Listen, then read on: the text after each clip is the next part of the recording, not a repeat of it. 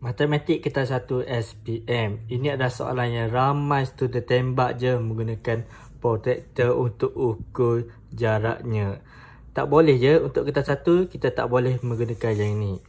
Jadi macam mana kita nak jawab soalan nombor 7 ni? Dalam rajah 3 diberi bahawa NP ialah tangent kepada bulatan JKLM DM. Ini adalah tangent. Anda kena tulis tangent NP dari sini ke sini. So dia cari nilai X. Cari nilai X dari sini hinggalah ke sini. Okey. Nampak macam 90 darjah tapi sebenarnya bukan. Sebab ini adalah contoh saja menggambarkan berapa yang kita kena cari nilainya. So kat sini juga kita boleh nampak ada garis ni. Bermaksud kedua-dua sisi adalah sama. Jadi macam mana kita nak jawab soalan ni? Jadi kita boleh tengok dekat sini. Saya telah lakarkan semula. Jadi kat sini anda boleh nampak tadi 62 darjah. Dan kat sini juga 62 darjah.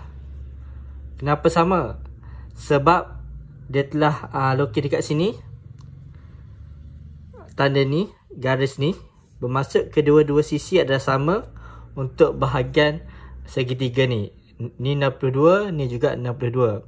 Jadi JKM sama dengan JMK. JKM sama dengan JMK. Sama dengan 62 darjah. Jadi kat sini juga kita boleh nampak untuk kita dapatkan nilai ni dari sini hingga ke sini. Sebab kita nak keseluruhan nilai yang ni tambah nilai yang ni untuk kita dapatkan nilai X. Jadi kita kena cari nilai yang ni. Jadi macam mana kita nak dapatkan nilai yang ni? Firstly, anda kena ingat formula untuk bulatan. So kat sini saya telah dapatkan dekat internet macam mana nak dapatkan nilai yang bawah ni. So dekat sini anda boleh nampak ni macam Z.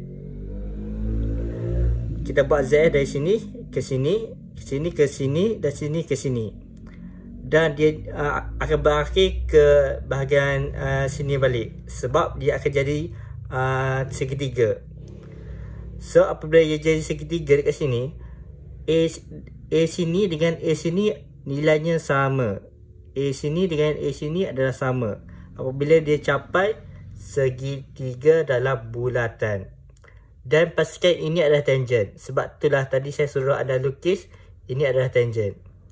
Okey, mudah juga nak faham. Okey, lepas tu kat sini kita boleh nampak kita nak dapatkan nilai yang ni saja. Seperti yang saya cakap tadi, dari sini hingga sini bentuk Z. Dari sini N ke M, M ke J, J ke K.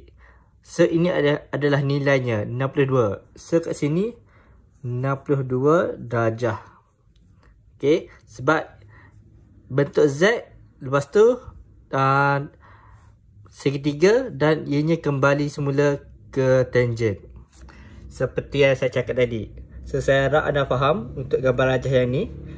A sama dengan A. Nilai ni, nilai ini sama dengan nilai ini.